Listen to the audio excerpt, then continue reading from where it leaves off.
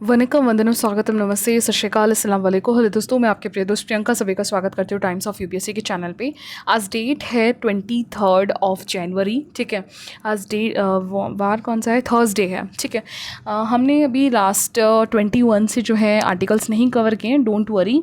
हम आज 3 दिन में 21, 22 और 23 में जो बहुत इंपॉर्टेंट आर्टिकल्स जो हमारे एग्ज़ाम पर्सपेक्टिव से इम्पॉर्टेंट है, ठीक है ना, वो सारे हमने कवर किए हैं, ठीक है। हम 1 बाय 1 करके रिवाइज़ कर लेंगे क्या है विद स्टैटिक के साथ। इसके अलावा मेजरली जो न्यूज़ है वो आपको पता है, देखिए मैंने आपको हमेशा से बोला है, आप न्यूज़पेपर में देखिएगा कोई बड़ा सा इवेंट होता है ना, तो आने वाले 2 से 3 दिन तक फिर उसी के बारे में ही चर्चे होते हैं। तो अभी 20 तारीख को आपको पता है डोनाल्ड ट्रंप ने ऑफिशियली जो है ओथ ले लिया है, ठीक है, कि अब जो है वो बाइडेन के बाद अब 47th ऑफ प्रेसिडेंट जो है डोनाल्ड ट्रंप बन गए हैं। तो उसी वजह से क्या होता है कि आप 3 दिन में 21, 22, 23 आज का भी आप ऐड कर लो, ठीक है। आज का भी ये देखिए, जैसे ये आर्टिकल 23 का है, चाहे आइडिया पेज हो चाहे फ्रंट पेज हो इसका, ठीक है। ये 23 का फ्रंट पेज है ना, इसके एक्सप्लेनेशंस में भी है सेम WHO के बारे में। तो सब में WHO कह रहा हूँ, ट्रम्प के बारे में, तो सभी में जो है मेजर आर्टिकल्स ट्रम्प के बारे में है। लेकिन क्या है वो भी बहुत इंपॉर्टेंट है, उसमें कम से कम 7-8 पॉइंट्स हैं जो मैं आपको बताऊंगी। लेकिन उससे पहले हम ये जो आर्टिकल्स हैं, है ना, टाइगर के बारे में है, इसके अलावा इंडिया जो इंडस वाटर ट्रीटी के बारे में एक आर्टिकल है, बेल के बारे में आर्टिकल है, इसके अलावा BMI के ऊपर आपको पता है लैंसेट का जो है, लास्ट हमने जब डिस्कस किया था कि BMI जो हम वेट नापते हैं उसमें लैंसेट ने बोला कि आपका जो हाइट और वेट के साथ आप नापते हो वो एक्यूरेट नहीं है, क्योंकि बॉडी में वाटर भी होता है, मसल्स भी होती हैं, ब्लड्स भी होते हैं, तो बहुत सारी चीज़ें होती हैं, लेकिन BMI एक्यूरेट आपके हेल्थ को नहीं बताता। इसके अलावा भी दावोस में मीटिंग हुई है एनुअल वर्ल्ड इकोनॉमिक फोरम की, उसके बारे में, ठीक है। इसके अलावा यहाँ पे डेथ पेनाल्टी जो आरजीकर कॉलेज वाला रेप केस था उसमें लाइफ सेंटेंस दे दिया गया है उस रेपिस्ट को। लेकिन बात आ जाती है कि क्यों नहीं दिया जाता ऐसे केसेस में फांसी की सज़ा, ठीक है। तो यहाँ पे कुछ पॉइंट्स बताए हैं क्या रीज़न है जिसकी वजह से सुप्रीम कोर्ट पहले जो है कंसल्ट करती है उन पॉइंट्स को, और डेथ पेनाल्टी जो है लाइफ प्रिजनमेंट दिया जाता है रेदर देन डेथ पेनाल्टी, ठीक है। तो इसके अलावा यहाँ पे जो है HMVP वायरसेस पे एक आर्टिकल है, ये काफ़ी न्यूज़ में है। इसके अलावा विकसित भारत पे यहाँ पे एग्रीकल्चर्स के लिए एडवांसमेंट अगर टेक्नोलॉजी के साथ ऐड कर दिया जाए तो कैसा रहेगा, तो यहाँ पे 7 पॉइंट्स राइटर बता रही हैं, ठीक है। तो इस तरीके से कुछ आर्टिकल्स हैं हमारे पास, 7-8 आर्टिकल्स जो मेनली इंपॉर्टेंट है एग्जाम पर्सपेक्टिव से। अगर रेस्ट ऑफ द अगर आपको लगेगा, आप में से बहुत लोग कमेंट करेंगे मैम 3 दिन से आर्टिकल नहीं कवर करा है आपने, कंटिन्यू नहीं कवर किया है, ठीक है। देखिए मैंने आपको भी बोला था कि क्या होता है कि ज़रूरी नहीं है आप डेली न्यूज़पेपर सुन रहे हो, 40 मिनट सुन रहे हो, 30 मिनट, ये मैटर नहीं करता। मैटर ये करता है अगर आप 2 दिन का भी एक साथ कंपाइल कर रहे हो, कोई बात नहीं, आप टाइम वेस्ट नहीं कर रहे हो, क्योंकि वो जो न्यूज़पेपर का टाइम था आप उस पर स्टैटिक पढ़ रहे थे अपना, या करंट या कुछ और काम कर रहे थे अपनी स्टडी से रिलेटेड। तो जब आप कंपाइल करते हो ना, तब आपका मेन गोल जो है ना वो नहीं छूटना चाहिए। आपका गोल है एग्जाम पर्सपेक्टिव से जो आर्टिकल है वो हमारे फ्लो में बना रहे, राइट। तो इसी चीज़ को हमने ध्यान में रखते हुए मैंने आपको पहले ही बोला था कि देखिए थोड़ा बहुत लेट हो सकता है मेरा, मुझे पता है, क्योंकि मेरे पास काम बहुत सारे हैं, मैं अभी बहुत चीज़ों में बिजी हूँ, लेकिन मैं स्किप नहीं करूँगी, लेकिन मैं इसको छोड़ूंगी नहीं। बस इस चीज़ का ट्रस्ट मैंने आपसे मांगा था, ठीक है। थोड़ी बहुत हाँ हो जा रही है मुझसे गलती कि मैं रेगुलर नहीं दे पा रही, छोड़ने से तो अच्छा है ना, एटलीस्ट 2 दिन 3 दिन में आप कंप्लीट कर रही उस चीज़ को, ठीक है। तो चलिए टाइम वेस्ट ना करते हुए हम फटाफट शुरू करते हैं। विकसित भारत पे सबसे पहले एक आर्टिकल है इंडियन एग्रीकल्चर के ऊपर, ठीक है। पहले यही है आर्टिकल आई थिंक, हाँ। तो इसमें सबसे पहले राइटर क्या बताना चाह रही है, देखिए आपको पता है हमारा इंडिया क्या मोटिव कर रहा है, क्या टारगेट लेके चल रहा है कि उसे 2047 तक जो है डेवलप्ड नेशंस में आना है। तो डेवलप्ड नेशंस में अगर आपको आना है तो आपको विकसित एग्रीकल्चर इकोनॉमी को भी फोकस करना है, विकसित एग्री इकोनॉमी भी एक टारगेट है। तो उसके लिए जो है हमारे पास क्या है, अभी हमारे पास जो फूड सिक्योरिटी है, रूरल जो गांव में रहने वाले लोग हैं उनके लिए अगर हम देखा जाए तो उतना जो है ना बैलेंस नहीं है लाइफ एज अगर आप देखो पूरी प्रोडक्टिविटी के हिसाब से देखोगे, जिस तरीके से हम एग्रीकल्चर प्रोडक्ट कर रहे हैं, कि क्या ये हमारे लोगों के लिए सफिशिएंट है, ये इनफ है इन फ्यूचर्स को भी देखते हुए, ठीक है। तो यहाँ पे कुछ पॉइंट्स बता रहे हैं कि किस तरीके से हमें एग्रीकल्चर्स को, क्योंकि आपको पता है आज भी अगर आप जीडीपी का देखोगे ना तो जीडीपी का 18% सिर्फ और सिर्फ एग्रीकल्चर से आ रहा है। ऑल्दो ये बहुत कम है क्योंकि इस एग्रीकल्चर पर डिपेंड होने वाले लोग ज़्यादा से ज़्यादा 45 से लेकर 55% डायरेक्टली और इनडायरेक्टली इनकम जनरेशन में एग्रीकल्चर पर डिपेंड है, लेकिन इससे देश को फायदा सिर्फ और सिर्फ 18% ही हो रहा है जीडीपी के फॉर्म में। सिंपली बताऊं तो जिससे इनकम का सोर्स हो रहा है, पैसा मिल रहा है, पैसा बन पा रहा है, ठीक है। अगर आप सर्विस सेक्टर में देखोगे तो सर्विस सेक्टर में 28 से 35% के लोग जो हैं 50% का जीडीपी दे रहे हैं। अब सोचिए 28 या 35% या 40% ही लोग जो हैं 50%, यानी जितने लोग हैं उससे ज्यादा इनकम सोर्स हो रहा है देश को सर्विस सेक्टर से। ऐसे ही इंडस्ट्री का है, ठीक है। लेकिन एग्रीकल्चर लोग ज्यादा हैं लेकिन देश को मिलने वाली जो आय है, जो इनकम है, वो बहुत कम है, ठीक है। तो इस चीज़ को किस तरीके से आगे बढ़ाएं 2047 तक। तो सबसे पहला पॉइंट बता रहे हैं, जिस तरीके से हमारे पास टेक्नोलॉजी बढ़ रही है, एआई बढ़ रही है, तो हमने राइटर बता रहे हैं कि हमें आर्टिफिशियल इंटेलिजेंसी के साथ काम करना चाहिए। एआई, अगर आर्टिफिशियल इंटेलिजेंसी को हम एग्रीकल्चर के साथ मर्ज कर देंगे, जैसे हमें वेदर की फोरकास्टिंग पता होनी चाहिए, हमें पेस्ट कौन सा डालना है, हमें जो है क्रॉप ईल्ड को बताना है कि कितना है ईल्ड। और आपको पता है जैसे अभी डैफ की प्रॉब्लम आ रही थी, है ना, डाई अमोनियम फॉस्फेट की बात आ रही थी, यूरिया की हमने आर्टिकल्स काफी डिस्कस करे कि ओवर यूज करते हैं फार्मर्स, सरकार भी ओवर सब्सिडी देने की वजह से क्या होता है कि मिसयूज बहुत होता है, और डैफ की तो कमी बहुत हो रही है क्योंकि इलेक्ट्रिक व्हीकल्स में बैटरी के फॉर्म में भी यूज हो रहा है, ठीक है। तो ऐसे जब इश्यूज आपके पास सामने हैं तो उनको रिजॉल्व करने के लिए आर्टिफिशियल इंटेलिजेंसी एक बहुत बेहतरीन तरीका हो सकता है, ठीक है।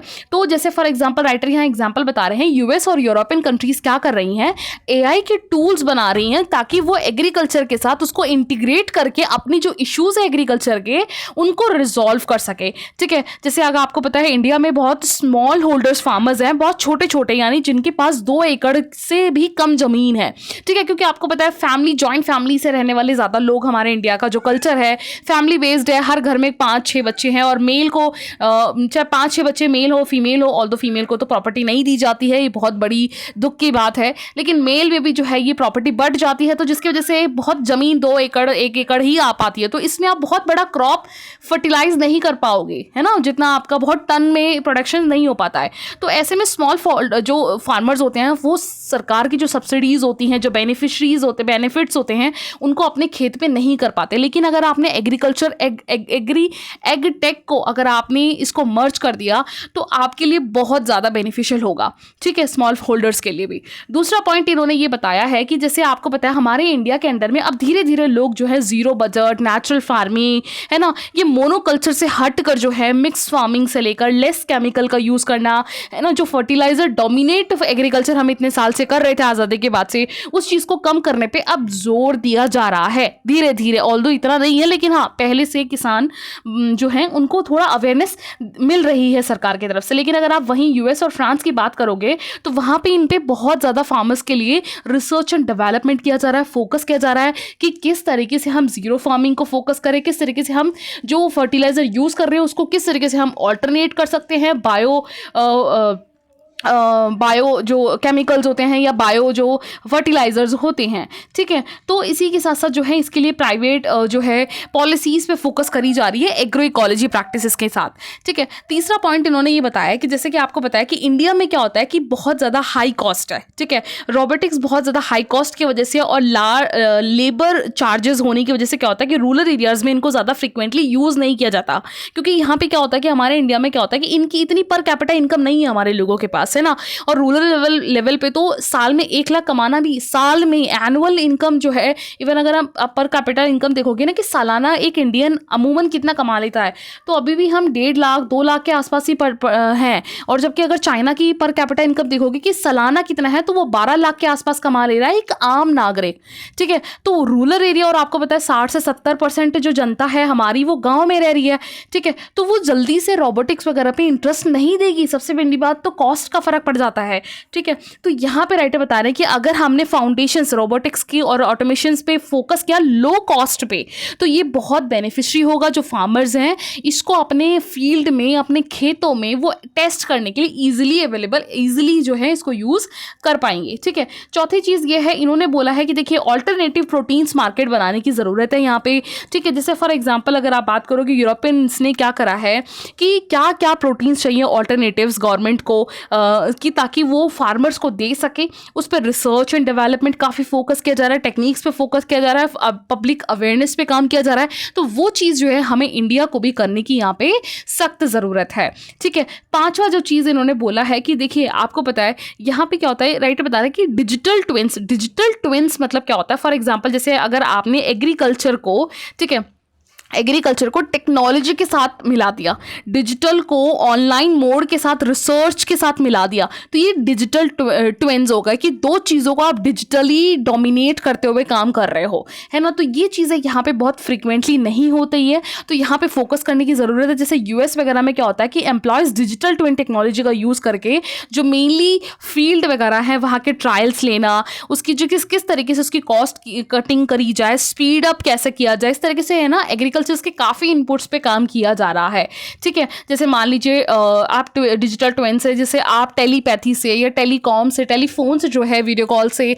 उन्हें अवेयर कर सकते हो किस तरीके से काम करना है ना, किस तरीके से टेक्नोलॉजी को रन करना। तो ये ट्विन डिजिटल को फोकस करने की यहाँ पे बात चल रही है। इसके अलावा 6 पॉइंट राइटर ने सजेस्ट किया है कि जिस तरीके से आपको ब्लॉकचेन, देखिए ब्लॉकचेन पे क्या अभी एक्सपेरिमेंट्स बहुत ज़्यादा चल रहे हैं। आपको पता है ब्लॉक्स में क्या होता है, जैसे मान लीजिए आपने कोई इन्फॉर्मेशन डाली, ठीक है, एग्जाम्पल्स बता रही हूँ, तो यहाँ पे क्या होता है कि दूसरा ब्लॉक बनाया आपने, ठीक है, फिर उसके बाद तीसरा, फिर चौथा, फिर पांचवा, इस तरीके से ये ब्लॉक्स काउंट होता जाएगा। लेकिन क्या होता है कि इस ब्लॉक की इन्फॉर्मेशन कोई पीछे वाला ब्लॉक का इन्फॉर्मेशन बंदा नहीं निकाल सकता, ठीक है। तो ब्लॉकचेन जो होती है ये बहुत सिक्योर होती है डेटास के लिए भी, ठीक है। तो क्रिप्टो करेंसी, ब्लॉकचेन्स वगैरह, ठीक है।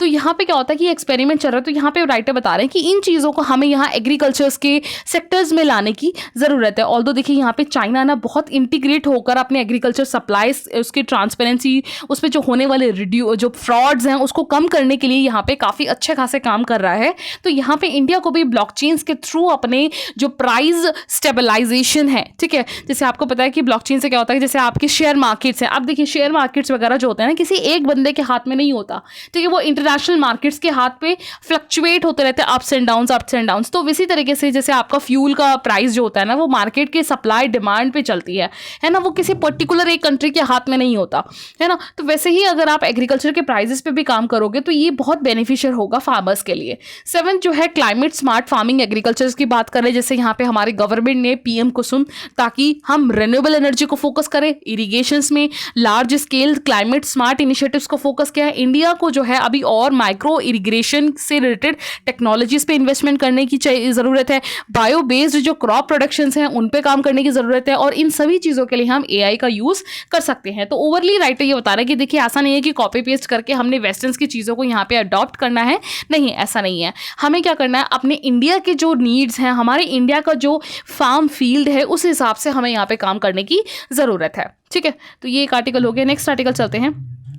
देखिए नेक्स्ट आर्टिकल है HMPV वायरसेस पे। आपको पता है, देखिए ये पहली बात तो ये याद रखिएगा, ये जो है वायरस पहली बार 2001 में इसको पहचाना गया था, और ऐसा नहीं है कि ये इंडिया में इससे पहले कभी आया नहीं है, ये पहले भी इंडिया में आया चुका है। क्योंकि देखिए अभी क्या होता है कि काफ़ी ज़्यादा मीडिया ने अटेंशन दे दिया था कि शायद वापस ग्लोबल को एक बार वापस इस पेंडेमिक से, दूसरा पेंडेमिक से जूझना पड़ जाएगा, बहुत ही ज़्यादा डरा दिया, ठीक है। तो उसी पर राइटर बता रहे हैं कि ऐसा HMVP जो ये वायरस है ये पहली बार है। हमारे पास नॉर्मल कॉमन जो कोल्ड कफ में जो वायरस होता है, ठीक है, कोल्ड एंड कफ जो हमें होता है वो भी तो वायरसेस ही होती हैं, है ना। तो वो वाली चीज़ें उसी की तरह ये है, ठीक है। और ये मेनली इन्फेक्ट होता है, जैसे अगर आप हैंडशेक करते हो, खांसते हो, स्नीजिंग होती है, कफ होती है, ब्रेथलेस होता है ना, या फिर कंजेशन होता है नेसल, तो उसमें ही ये इसके सिम्टम्स हैं, और इसी से ही जो है दूसरों को स्प्रेड होने के चांसेस ज़्यादा रहते हैं, ठीक है। ऑल्दो यहाँ पे देखिए इसके अगर आप इससे बचने के सॉल्यूशंस पूछोगे तो मास्क को पहनना, टच ना करना, फ्रिक्वेंटली वॉश हैंड करते रहना, सैनिटाइजर यूज़ करना, ठीक है, नॉर्मल बेसिक है जो वायरल से आप अपने आप को बचा सकते हो, फ्लू जैसा है ये, ठीक है। तो अभी राइटर बता रहे हैं कि इसी चीज़ के लिए सॉल्यूशंस के लिए भी यही है कि जो RT-PCR का टेस्ट हम कोविड के टाइम पे घर घर में सब करवा रहे थे कि भैया कोविड है ये नहीं है, तो वैसे सेम ही टेस्ट जो है इसके लिए भी होता है, ठीक है। तो ऐसे कोई घबराने वाली बात नहीं है कि HMVP कोई नया जो है इन्वेंट आया है और इससे वापस ग्लोबल को जो है प्रॉब्लम फेस करनी पड़ जाएगी। अगर देखिए राइटर बता रहे हैं कि अगर आप SARS-CoV जो जिसकी वजह से कोविड है, कोविड तो नाम हमने दिया है पेंडेमिक का, लेकिन जो वायरस था वो SARS-CoV-2 था, ठीक है। तो उसकी और अगर हम इस वाले जो HMPV वायरस है, ये दोनों ही इन दोनों की पैथोजन की फैमिली जो है ना वो बहुत अलग है, ठीक है। तो ज़्यादा डेंजरस SARS-CoV-2 था आपका, ठीक है। तो ये राइटर का मेनली कहना है। और इसके अलावा वो ये है कि आइडियोलॉजी जो गवर्नमेंट के द्वारा भी ध्यान दिया जा रहा है कि इस पे ऑल्दो जो हमारे हेल्थ मिनिस्ट्री है इन्होंने अभी इस पे एक प्रॉम्प्ट एक्शंस लिया कि कहीं ऐसा ना हो कि हम थोड़ा सा जो है थोड़ा सा लीनियंट होके इस पे केयरलेस रह जाएं, ठीक है। ICMR ने भी इसमें नोटिफिकेशन निकाला, ठीक है, और national centre for disease control ने भी इस पे काम करना शुरू कर दिया है। और यहाँ पे नीति आयोग ने भी अभी रिसेंटली फ्रेमवर्क दिया है फ्यूचर पैंडेमिक प्रिपेयर्डनेस के लिए, इमरजेंसी रिस्पॉन्स अगस्त 2024 में भी निकाला था, ठीक है। तो यहाँ पे लेकिन यहाँ पे राइटर बता रहे हैं कि वही बात है कि बहुत घबराने वाली बात नहीं है। तो इसका एक बार बेसिक देख लेते हैं। देखिए बेसिक अगर आप देखोगे तो ये 2001 में सबसे पहला जो है ये केस इसका नीदरलैंड में आया, ठीक है, नीदरलैंड में आया था। और ये जो है अभी रिसेंटली ये चाइना में ही नहीं है, ओवरऑल वर्ल्ड लेवल पे, क्योंकि ये कॉमन रेस्पिरेटरी पैथोजन है, याद रखिएगा। इसका सिम्टम कफ, फीवर, थ्रॉट, रनिंग रोज, वीजिंग होता है, 2 से 5 दिन तक रहता है और नॉर्मली ठीक हो जाता है। बच्चे, ओल्डर जो हैं, स्पेशली जो निमोनिया के बहुत जल्दी रिस्क में आ जाते हैं, उन लोगों के लिए बहुत ज़्यादा सीरियस है, ठीक है। और ये बेसिकली विंड जैसे विंटर और स्प्रिंग सीजन होता है ना, जब ट्रांजिशन होता है कोल्ड से वार्म से कोल्ड, कोल्ड से वार्म, उस सीजन में ज़्यादा होता है ये, ठीक है। और निमोनिया फैमिली से ये वायरस ज़्यादा बिलोंग करता है, ठीक है। और इस तरीके से इसकी जो पिक्चर है वो ये है, ठीक है। देखिए नेक्स्ट आर्टिकल क्या है, इसमें डेथ, जैसे आपको पता है बहुत सारे लोगों को गुस्सा आया होगा कि जो आरजीकर मेडिकल कॉलेज वाला केस था, इसमें सुप्रीम कोर्ट को पता है कि सारे जो एविडेंस है वो उस पर्सन के खिलाफ है, आरजीकर जो संजय रॉय था, ठीक है। फिर भी इसे जो है डेथ पेनल्टी क्यों नहीं दी गई है? क्या होता है कि देखिए सुप्रीम कोर्ट बहुत सारे क्राइटेरिया देखती है कि एग्रीवेटिव एंड मिटिगेटिंग सर्कमस्टांसेस देखा जाता है, जो कि Bachchan Singh versus state of India Punjab 1980 के केसेस में क्लियर किया गया था सुप्रीम कोर्ट के द्वारा। जैसे सिंपली अगर आप देखोगे तो जैसे एग्रीवेटिंग, ऐसा कोई भी जैसे अगर रेप हो जाता है तो इसमें बताया कि अगर मान लीजिए वो जो मर्डर था, वो रेप था, वो अगर प्री प्लान था, पहले से ही प्लान था और बहुत एक्सट्रीमली क्रुएलिटी से ब्रूटली करा है, तो उस बंदे को जो है डेथ की सजा दी जाती है, पेनल्टी मतलब यानी सजा, जो मौत की सजा है वो दे दी जाती है। या फिर इसमें एक्सेप्शनली डिप्रिवाइड है, बहुत सारे और भी लोग जो हैं इसमें इन्वॉल्व है, या फिर इसमें तब हो जाता है किसी पब्लिक सर्वेंट, पुलिस ऑफिसर्स या आर्म्ड फोर्स के लोगों को उसमें मारा जाता है, तो तब एग्रीवेटिव सर्कमस्टेंसेस होती है कि उसमें फिर क्या होता है कि कोई भी अपेक्स कोर्ट है, सुप्रीम कोर्ट है या हाई कोर्ट की जिस भी कोर्ट के पास जाएगा केस, वो जो है सीधा डेथ सेंटेंस देती है, ठीक है। लेकिन यहाँ पे क्या है, ऑल्दो इसका जो है अगर इसके अलावा जो मिटिगेटिंग सर्कमस्टेंसेस है जिसमें नहीं दिया जाता, तो उसमें क्या होता है कि जैसे मान लीजिए कि पता चला कि वो पर्सन बहुत ज़्यादा यंग है या फिर बहुत ज़्यादा ओल्ड एज का है, तब नहीं दिया जाता।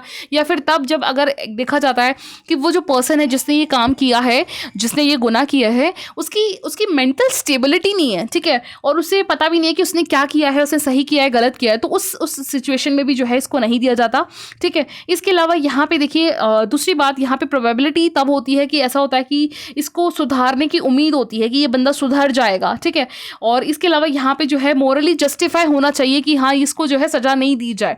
तो इस तरीके से कुछ चीज़ें हैं जो यहाँ पे देखा जाता है। बच्चन सिंह केस जो है यहाँ पे देखिए, याद रखिएगा 90 जो है ये 1980s में आया था, ठीक है। लेकिन उसके बाद राइटर बता रहे हैं कि इसमें 3 चीज़ें ऐड करी गई थी। एक तो एज ऑफ अक्यूज था कि अगर बाई चांस मान लीजिए, जैसे यहाँ पे ना लॉ कमीशन 2015 में भी ना अपनी 262 रिपोर्ट में भी दी थी कि अगर इस तरीके से रेप के केसेस आए तो हमें मौत की सजा ही देनी चाहिए। लेकिन वहाँ पे जो है यहाँ पे एक केस आया था state Ramesh versus state of Chhattisgarh और रमेश वर्सेस राजस्थान 2011 में सुप्रीम कोर्ट ने कहा कि अगर कोई पर्सन 30 से कम एज का है तो यहाँ पे उम्मीद हो जाती है कि अगर हम उसे लाइफ प्रिजन दे देते हैं, यानी पूरी ज़िंदगी भर अगर वो जेल में रहेगा और वो कम एज का है तो उसके सुधरने के चांसेस होते हैं। ठीक है, तो यहाँ पे मौका दिया जाता है कि उसने जो गलती करी है वो उस चीज़ को रिग्रेट करे, उससे जो फील करे और उससे अपने आप को सुधारे। ठीक है, तो यहाँ पे एज ऑफ अक्यूज्ड की बात इस वाले केसेस में करी गई थी, लेकिन यहाँ पे दुख की बात यह है कि जो आर्जिकर जो संजय रॉय था कन्विक्ट, वो 35 साल का था, तो दैट मीन्स 30 ये वाले एज का तो कोई क्राइटेरिया बैठता ही नहीं है। खैर, इसके अलावा नेचर ऑफ ऑफेंस की बात ये करी गई थी कि इसमें क्या होता है कि जैसे कोई केस होता है, रेप केस है या फिर मर्डर केस है या रेप प्लस मर्डर है, फिर ऐसे ही इंसिडेंट्स बहुत पहले भी हुए होते हैं, तो वहाँ पे कंपेयर किया जाता है कि ये सेम नेचर का ऑफेंस पहले भी हुआ है तो उसमें क्या क्या वर्डिक्ट्स दिए गए थे, तो वहाँ पे सिमिलैरिटीज़ देखी जाती हैं कि क्या क्या हुआ है, किस तरीके से है। ठीक है, तो अगर कलेक्टिव कंसाइंस है कि अगर इस बेसिस पे जुडिशरी ने उसे लाइफ इम्प्रिजनमेंट दिया है तो फिर वो सुप्रीम कोर्ट उसी को कंसीडर करती है कि यहाँ पे क्या होना चाहिए। इसके अलावा तीसरा जो है पॉसिबिलिटी ऑफ रिफॉर्म्स यहाँ पे संतोष बायरियार स्टेट ऑफ महाराष्ट्र 2009 में केस में आया था सुप्रीम कोर्ट में, जिसमें ने कहा कि यहाँ पर अगर ऐसा लग रहा है कि जैसे अगर आपको लग रहा है, जैसे पुलिस कह रही है कि नहीं, इस पर्सन को तो भैया मौत की सजा ही दो, आप फांसी की सजा दे दो, इसको रिहैबिलिटेशन करने की या फिर इसे लाइफ इम्प्रिजन में देकर सुधारने की उम्मीद मत रखो। तो इस चीज़ को ना पुलिस को प्रूव करना होगा कि ये जो काम हुआ है ये गलती से हो गया, ये इनोसेंट था या फिर इसे नहीं पता था, ये पुलिस को जो है इसे प्रूव करना होगा, तभी इसको जो है यहाँ पे डेथ पेनाल्टी दी जाएगी कि मतलब ये इनोसेंट नहीं है, इसने पूरा प्लान करके किया था, तो ये प्रूफ करना पड़ेगा, तभी जो है इसको मौत की सजा दी जाएगी, यानी फांसी का सजा दिया जाएगा। ठीक है, तो इस तरीके से ये ट्रायल चला। ऑल तो देखिए प्री में तो ये केस नहीं आएगा, ठीक है, बट आपको थोड़ा बहुत इन जनरल के लिए पता होना चाहिए। मेंस में, प्री में नहीं, मेंस में आप लिख सकते हो सजेशंस के लिए, ऐसे जब रेप केसेस या वुमेन से रिलेटेड जो केसेस होती हैं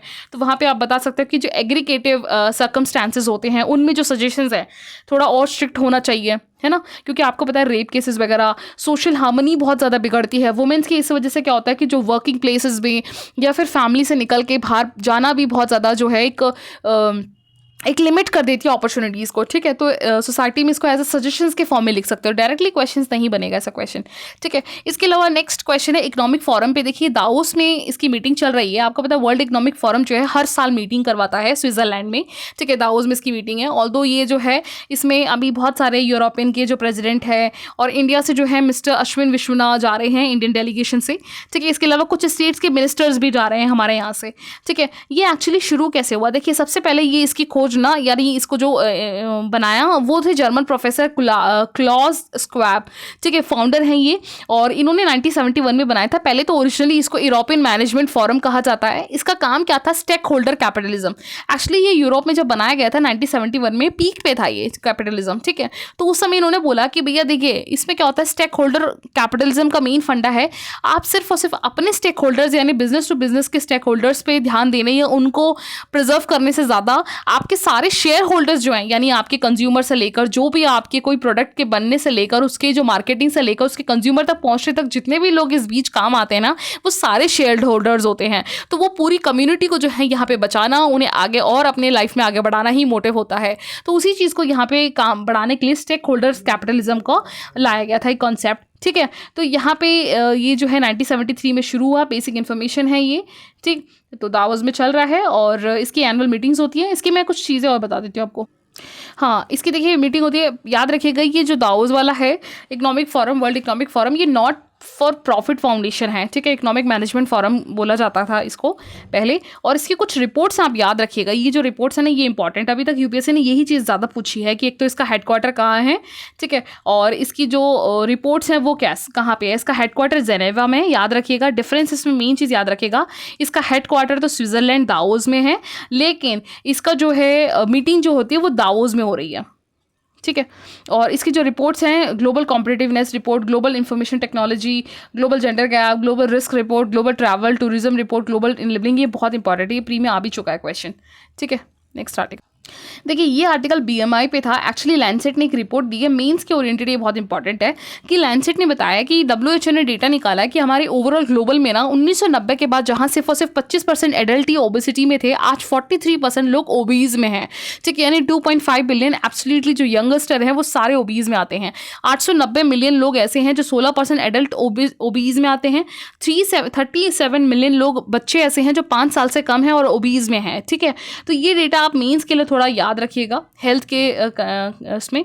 तो यहाँ पे बेसिकली इन्होंने बताया, जैसे आपको पता है BMI, अब एक बार मैं रिपीट कर देती हूँ, BMI में आपको पता है आपकी हाइट कितनी है और आपका वेट कितना है, इस बेसिस पे आपको बताया जाएगा कि आप मोटे हो या आपकी बॉडी जो है नॉर्मल है या ओबीज है, ठीक है। तो इसका रेंज 18 से अगर नीचे है तो अंडर वेट हो आप, 18 से 25 के बीच हो तो आप नॉर्मल हो, 25 से ऊपर हो तो आप आते हो फिर ओबीज में, ओवर वेट में आते हो, और 30 से ऊपर आते हो तो आपका वेट जो है ओबीज में आता है, ठीक है। लेकिन यहाँ पे लैंसेट ने बोला है कि ये क्राइटेरिया ठीक नहीं है, इसे चेंज करना चाहिए, क्योंकि यहाँ पे क्या होता है कि ये चीज़ें जो है हमारे होने वाले डिजीज़, फैटी लिवर्स, डिसफंक्शंस या नॉन अल्कोहलिक, इनके बारे में नहीं बताते। क्योंकि क्या होता है कि इस बीमारी से जूझने वाले पर्सन की जो बॉडी होती है एक नॉर्मल पर्सन की बॉडी होती है, इवन कॉन्टिनेंट टू कॉन्टिनेंट, एक USA में रहने वाला एक इंसान और एक इंडिया में रहने वाला इंसान, इनकी बॉडी स्ट्रक्चर्स, बॉडी का जो वो होता है मूवमेंट, जो यानी उनका जो स्ट्रक्चर है ये भी बहुत वेरी करता है, ठीक है। तो इस चीज़ पे यहाँ पे चेंज करने की बात करी है इन्होंने बेसिकली, ठीक है।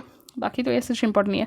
इसके अलावा बेल पे देखिए क्या होता है कि अभी ना सुप्रीम कोर्ट ने ना यहाँ पे एक महिला, ये महिला थी शशि बाला, ठीक है, गवर्नमेंट स्कूल की टीचर थी, इन्हें बेल देते, तो ईडी ने कहा कि वुमेन्स को यहाँ पे बेल नहीं दिया जाना चाहिए। तो सुप्रीम कोर्ट ने फटकार लगाई ईडी को। इन्होंने कहा कि प्रिवेंशन ऑफ मनी लॉन्ड्रिंग का ही केस है, लेकिन prevention of money laundering case के अंडर में एक्सेप्शंस हैं सेक्शन ऑफ 45 के अंडर में।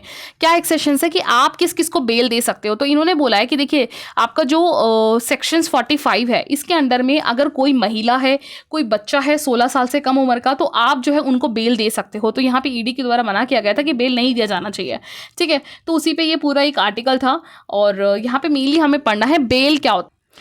देखिए बेल क्या होता है कि ये ना एक फ्रेंच वर्ड है बेलर, जो कि मेनली किस लिए जाता है, जैसे अगर आप किसी ऑफेंस से चले जाते हो केस में तो आपको कुछ टाइम के लिए बाहर रहने के लिए प्रोविजन करता है, रिलीज करने के लिए, ठीक है, अगर क्रिमिनल केसेस में है तो। लेकिन डिपेंड करता है कि वो केस जो है क्रिमिनल में बेलेबल है या नॉन बेलेबल है। जैसे कुछ केसेस ऐसे होते हैं जिसमें आपको बेल मिल जाती है, और कुछ केसेस ऐसे होते हैं कि जो नॉन बेलेबल होते हैं, यानी आपने वो क्राइम कर दिया तो आपको बेल नहीं मिलेगी। जैसे ये जो मनी लॉन्ड्रिंग वाला ही केस है ना, इसमें बेल नहीं मिलती, लेकिन एक्सेप्शन है सेक्शन 45 के तहत फीमेल को, ओल्ड एज को, या फिर अगर कोई बच्चा 16 साल से कम उम्र का है तो उसे मिल जाती है बेल, ठीक है। तो यहाँ पे कुछ जैसे बेलेबल ऑफेंस की अगर हम बात करें तो जैसे कि यहाँ पे रीज़न होना चाहिए कि बेल होने का क्या रीज़न है, और यहाँ पे जो बेल दिलाने वाला है कि ये भी अश्योर करे कि वो कोई गलती नहीं करेगा, 10 साल से ज़्यादा वो इम्प्रिजनमेंट है तो उसको बेल मिल सकती है। नॉन बेलेबल केस है, मान लीजिए कोई ऐसा केस है जिसमें बेल नहीं मिलेगा लेकिन फिर भी एक्सेप्शंस है, तो जैसे वुमेन चाइल्ड का हो गया, या फिर अगर मान लीजिए कि कोई एविडेंस नहीं था, FIR केस चल ही रहा है, अभी तक चल ही रहा है, कोई क्लियर नहीं है, और बहुत या फिर वो पर्सन बहुत ज़्यादा बीमार हो गया, नॉन बेलेबल होने के बावजूद भी मिल जाता है, ठीक है, ये बेल है। और इसके अलावा कैंसिलेशन बेल भी जो है कोर्ट ही करती है, याद रखिएगा, ठीक है। इसके अलावा जो है, और बस यही है। इसके अलावा नेक्स्ट आर्टिकल है, देखिए क्या होता है कि इंडस वाटर ट्रीटी के ऊपर देखिए क्या होता है, आपको पता है जो, एक मिनट, जो देखिए ये आपका इंडिया है, ठीक है, ये हमारा इंडिया है और ये पाकिस्तान है। आपको पता है ये जो इंडस है, यहाँ ये रिवर निकलती हैं, ठीक है। इसके अलावा इंडिया में ये एंटर करती है लेह के पास से, ठीक है। फिर उसके बाद यहाँ पे गिलगित लास्ट पोजीशन होता है इसका, उसके बाद ये पाकिस्तान में एंटर कर जाती है। उसके बाद इसके अलावा यहाँ पे बहुत ट्रिब्यूटरीज हैं इंडस की ही, झेलम है, चनाब है, रावी है, ब्यास है, सतलज है, ठीक। अब क्या होता है कि इसमें ना ट्रीटी है, क्या है इंडस वाटर ट्रीटी जो है ना, इंडस वाटर ट्रीटी में क्या है, इस पूरे रिवर्स को, क्योंकि ये देखिए ये दो नेशंस के बीच में, इंडिया और पाकिस्तान के बीच में वाटर को डिवाइड करती है, नेचुरल सोर्स है और दोनों देशों की बनती भी नहीं है। तो क्या होता है कि इसमें ना ट्रीटी के अंडर में बांट दिया जाता है कि कौन कौन सी रिवर जो है किस किस कंट्री के अंडर में फ्लो करेगी, या फिर कौन से कंट्री उसको ज़्यादा यूज़ करने के लिए हकदार है। तो इसमें ना दो तरह से बांट जाता है, ईस्टर्न रिवर और वेस्टर्न रिवर। तो ईस्टर्न रिवर में ब्यास, रवि और सतलज, जिसका पानी पूरी तरीके से इंडिया यूज़ कर सकता है, डैम बना सकता है, कुछ भी कर सकता है, ठीक है। वेस्टर्न रिवर में आ जाता है इंडस, चेनाब और झेलम, ठीक है, जिसपे पाकिस्तान का हक है। लेकिन इसमें क्या होता है कि इसका पूरा जो कंट्रीब्यूशन है, ओवरऑल इंडिया के पास सिर्फ 30% पानी मिलता है इन पूरे का, पाकिस्तान के पास 70%, क्योंकि देखिए ज़्यादातर जो पोर्शन है ना, एक तो इंडस सबसे ह्यूज नंबर पे वाटर की जो अवेलेबिलिटी उसमें है, ऊपर से जो झेलम है, ठीक है। तो क्या होता है कि इंडिया को इतना पानी नहीं मिलता है, ठीक। तो अब प्रॉब्लम क्या है, प्रॉब्लम क्या है, इशू न्यूज़ में क्यों है, ये एक्चुअली क्या है, इंडिया ने अभी 2015 के बाद से ही ना इसने 2 प्रोजेक्ट अनाउंस किए थे, किशन गंगा और रतले हाइड्रो इलेक्ट्रिसिटी प्रोजेक्ट्स के लिए। ऑल्दो ये रनिंग वाटर प्रोजेक्ट है, दैट मीन्स मान लीजिए ये इंडस वाटर का जो है, इंडस का पानी जा रहा है, ठीक है, ये आपका इंडिया है है ना, ये इंडिया है और ये पाकिस्तान है, और यहाँ से इंडस निकल रही है। तो क्या मान लीजिए यहाँ पे ये डैम है, ये 2 डैम बनेगी, ठीक है, जम्मू कश्मीर में पड़ेगा, ये 2 डैम बनेगा। तो क्या होता है पहले डैम से पानी को रोका जाता है, फिर उसके बाद इलेक्ट्रिसिटी बनाई जाती है। लेकिन रनिंग रिवर प्रोजेक्ट में क्या होता है कि यहाँ डैम नहीं बनाया जाएगा, ये जो पानी फ्लो हो रहा है उसी में ही जो है इलेक्ट्रिसिटी बनाई जाएगी। और ये 2 कौन से हैं, कृष्णा गंगा और रातेल हाइड्रो इलेक्ट्रिसिटी प्रोजेक्ट पे है, ठीक है। तो यहाँ पे क्या होता है कि ये दोनों हैं, क्योंकि जो कृष्णा गंगा है ना, किशन गंगा जो है ये किसकी ट्रिब्यूटरी है, झेलम की, और जो रातेल हाइड्रो इलेक्ट्रिसिटी रिवर प्रोजेक्ट है वो चेनाब की है। और चेनाब और जो झेलम है ना, वो किसके अंडर में आता है, वो पाकिस्तान के अंडर में आता है, वेस्टर्न रिवर में। तो यानी यहाँ से इंडस वाटर ट्रीटी के तहत तो देखा जाए तो इंडिया का कोई हक नहीं बनता इस पर। यही क्वेश्चन किसने उठाया, पाकिस्तान ने उठाया है, ठीक है। तो ये डिस्प्यूट चल रहा था। तो अब जो है वर्ल्ड बैंक इसके बीच में काम कर रहा है कि यहाँ पे वर्ल्ड बैंक ने यहाँ पे जो है अब इसके बीच में एक एक्सपर्ट कमेटी बिठाई है, न्यूट्रल एक्सपर्ट अपॉइंट किया है वर्ल्ड बैंक के द्वारा। तो अब वो डिसाइड करेगा यहाँ पे क्या होगा इस प्रोजेक्ट के ऊपर, ठीक है। और इंडस वाटर ट्रीटी की अगर हम शुरुआत की बात करें तो ये 1960 में साइन हुआ था इंडिया के, पाकिस्तान और इंडिया के प्रेसिडेंट और प्राइम मिनिस्टर और कराची के प्राइम मिनिस्टर के अंडर में। कौन थे उस समय, हमारे जवाहरलाल नेहरू जी और पाकिस्तान के अयूब खान के द्वारा, ठीक है। और इसमें नेगोशिएशन किसने किया था, वर्ल्ड बैंक ने किया था, ठीक है। तो मेन मुद्दा ये है। अब देखते हैं बात क्या होती है, क्या फाइनल आता है वो तो बाद में पता चलेगा।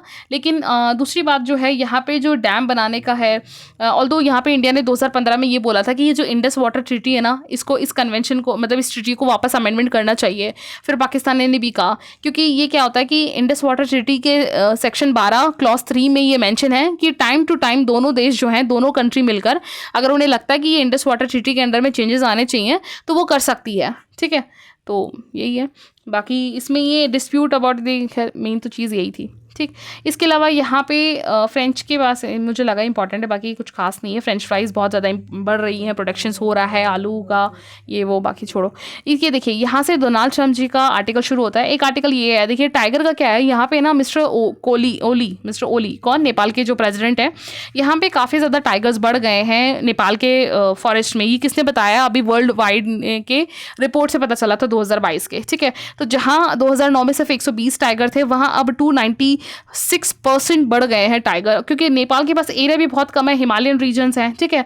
तो यहाँ पे अब बात आ जाती है कि क्या होता है कि यहाँ पे बताया गया है कि ये लोग ना शिखर डिप्लोमेसी फॉलो करते हैं। याद रखिएगा, शिखर डिप्लोमेसी, जिसमें एनिमल को या किसी प्राइड एनिमल को या फिर जैसे टाइगर को एक्सचेंज करना, किसी दूसरे नेशंस को देना, ठीक है। तो नेपाल करता है ये काम। अब बात यहाँ इंपॉर्टेंट ये नहीं आ जाती, एक तो टर्म्स याद रखिएगा, दूसरी बात यहाँ पे हमें टाइगर के बारे में पढ़ना है। टाइगर का सबसे इंपॉर्टेंट जो फैक्ट आपको पता होना चाहिए, आईयूसीएन के इंडेंजर्ड में साइट्स के अपेंडिक्स 1 है। इंटरनेशनल जो wild life protection act 1972, India का जो फॉरेस्ट एक्ट है, वर्ल्ड लाइफ प्रोटेक्शन एक्ट 1972, इसमें ये प्रोटेक्शन के कैटेगरी 1 में आता है, ठीक है। और इसका habitat mainly tropical rain forest, green forest, temperate forest, grassland, savanna में मिलता है। अभी तक ओवरऑल जो है फाउंड 13 टाइगर कंट्रीज हैं रेंज इसकी, India, Nepal, Bhutan, Bangladesh, Myanmar, Russia, China, Thailand, Malaysia, Indonesia. As per the IUCN, tiger has gone extinct in Cambodia, Laos, Vietnam, कुछ ऐसे रीजन्स में जहाँ एक्सटिंक्ट हो चुका है, ठीक है। बेसिक इन्फॉर्मेशन आपको पता होनी चाहिए, ठीक है। इसके अलावा यहाँ पे देखिए यूएसए के, अब बात करते हैं यूएसए डोनाल्ड ट्रम्प के जो ओवरऑल आर्टिकल्स है। देखिए यहाँ पे आपके पास टाइम है तो आराम से शिद्दत से बैठ के पढ़िएगा, लेकिन इसमें से मैंने की पॉइंट्स निकाल दिए हैं कि पूरे कम से कम 7-8 आर्टिकल्स है सिर्फ और सिर्फ डोनाल्ड ट्रम्प जी के ऊपर, ठीक है। एग्जाम में प्री में नहीं पूछा जाएगा, लेकिन क्या होता है कि ये लिंक क्रिएट करती हैं आने वाले टाइम पे, ठीक है। अब जैसे सबसे पहला पॉइंट मैं बताती हूँ, जैसे ही ये 20 तारीख को आए, ठीक है, इन्होंने सबसे पहला पॉइंट बोला कि भैया इस बार से यूएसए क्या करेगा, ऑयल एंड गैस के ड्रिलिंग पे काम करेगा। आपको पता है ये जब ये वो कर रहे थे, कैंपेन कर रहे थे, तभी इन्होंने बोला था, क्योंकि उस समय कनाडा बहुत अच्छा खासा जो है ऑयल एंड गैस के प्रोडक्शंस पे पीक पे था। तो उस चीज़ को देखकर इन्होंने कहा कि अब यूएसए भी ऑयल एंड गैस पे इन्वेस्टमेंट करेगा। तो इसलिए इन्होंने क्या बोला है, अगर ऑयल एंड गैस की प्रोडक्शंस को इंक्रीज़ करना है इस साल, तो ये ऑयल के लिए इमरजेंसी भी डिक्लेयर कर सकते हैं और ये करेंगे भी, ठीक है। इन्होंने ये चीज़ अनाउंस करी है, सबसे बड़ी बात, ठीक है। और इससे अभी अगर, क्योंकि देखिए इससे क्या हो रहा है कि यूएसए बहुत बड़ा रिजर्वर है ऑयल का, ठीक है, प्रोडक्शंस का, सबसे बड़ी बात प्रोडक्शन का। और यहाँ पे अभी $13 बैरल ही है, यानी बहुत सस्ते में मिल रहा है। जहाँ 80 बैरल के आसपास हमें मिलता है, वहाँ सिर्फ 13 बैरल है, क्योंकि यूएसए के पास अच्छा खासा रिजर्वर है और प्रोडक्शन भी बहुत अच्छा खासा है, इसको और बढ़ाना है, ठीक। इसके अलावा यहाँ पे अगर आप बात करोगे तो दूसरा पॉइंट इन्होंने बोला है, इसी के लिए ये आर्टिकल है ड्रिल बेबी ड्रिल वाला, ठीक है।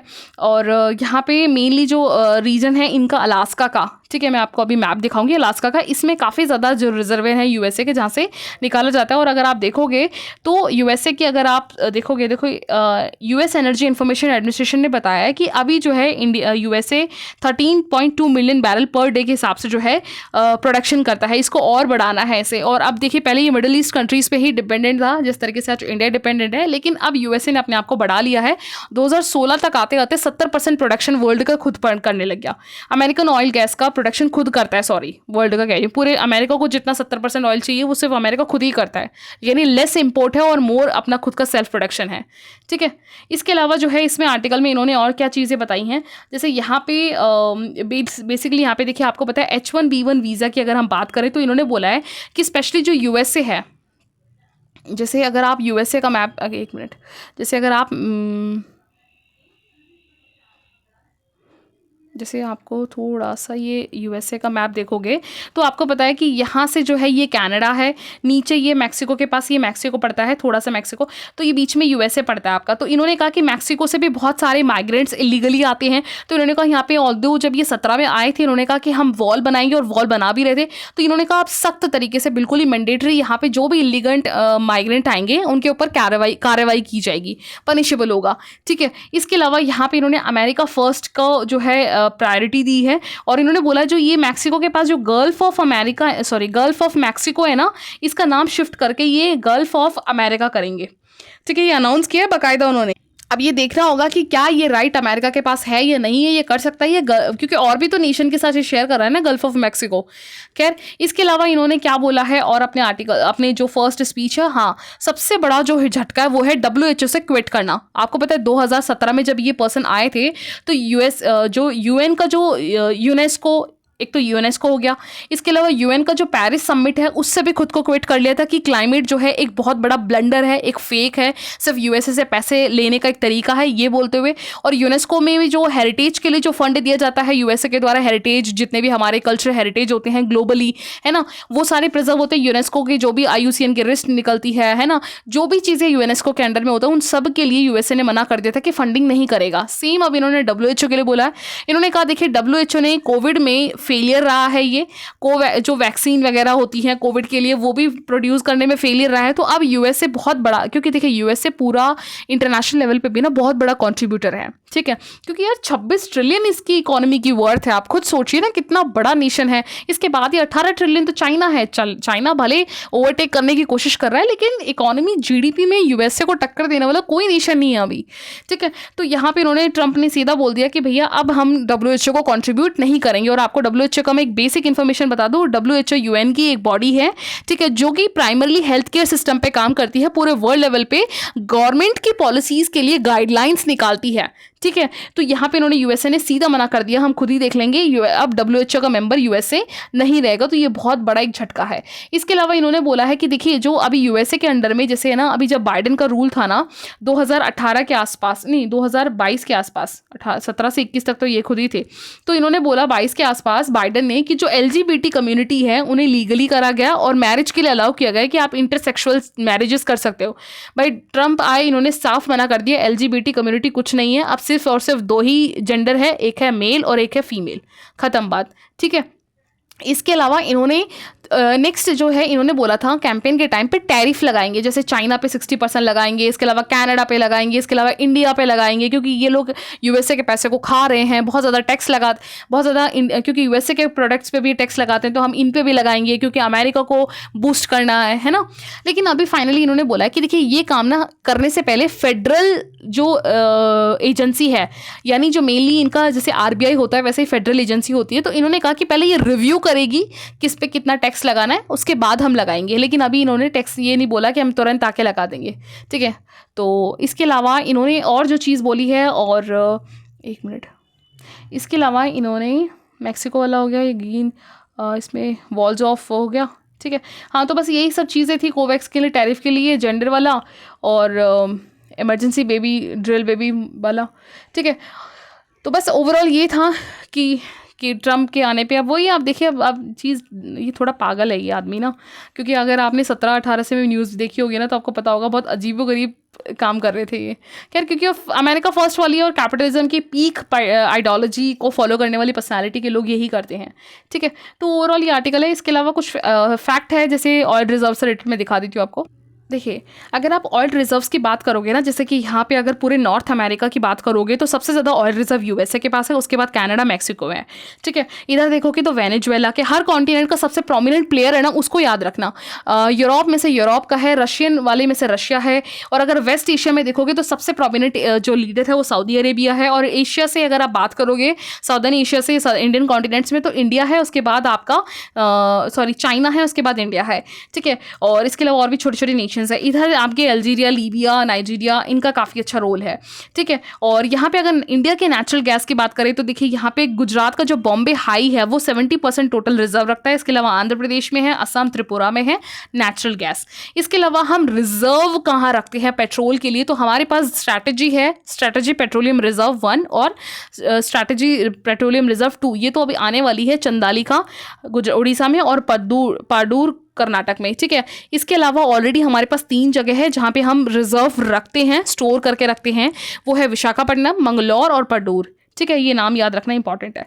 इसके अलावा ये वर्ल्ड लेवल पे जैसे मैक्सिको, कनाडा वगैरह में कहाँ है, जैसे कि अलास्का और जो टेक्सास वाला रीजन है, ठीक है, ये आपका जो है रॉकीज़ और अलास्का वाला रीजन। इसके अलावा आपका जैसे देखोगे तो gulf of Mexico, north of Alaska, ये रहा, ठीक है। इस पूरे रीजन्स में गैसेज काफ़ी ज़्यादा है, नेचुरल गैसेज वगैरह, ठीक है, क्योंकि सबडक्ट रीजन है एक तो मेन चीज़ है ना। इसके अलावा ओरेनिको बेल्ट वेनेजुएला का, नाइजीरिया का डेल्टा, नॉर्थ अफ्रीका, इसके अलावा मिडिल का है, यंजिंग खातांग रशिया का रीजन, वेस्टर्न साइबेरियन रीजन, ठीक है, बैरन सी का, नॉर्थ सी, ये सारे रीजन आपको पता होना चाहिए, ठीक है। और ये था बस आज के आर्टिकल्स थे ये। Thank you.